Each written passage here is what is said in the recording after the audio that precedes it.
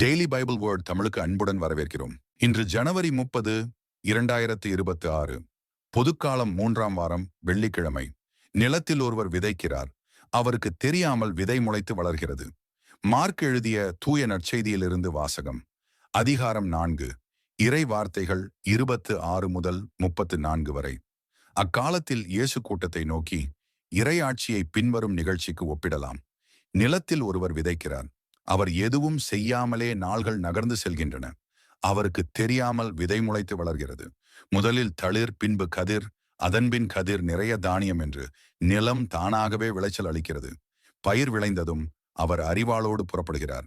ஏனெனில் அறுவடை காலம் வந்துவிட்டது என்று கூறினார். மேலும் அவர், இறையாட்சியை எதற்கு ஒப்பிடலாம், அல்லது எந்த உவமையால் அதை எடுத்துச் சொல்லலாம்?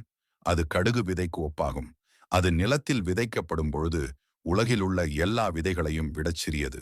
அது விதைக்கப்பட்ட பின் முளைத்தெழுந்து எல்லா செடிகளையும் விட பெரிதாகி வானத்து பறவைகள் அதன் நிழலில் தங்கக்கூடிய அளவுக்கு பெருங்கிளைகள் விடும் என்று கூறினார். அவர்களது கேட்டறியும் திறமைக்கு ஏற்ப அவர் இத்தகைய பல உவமைகளால் இறைவார்த்தையை அவர்களுக்கு எடுத்துரைத்து வந்தார். உவமைகள் இன்றி அவர் அவர்களோடு பேசவில்லை.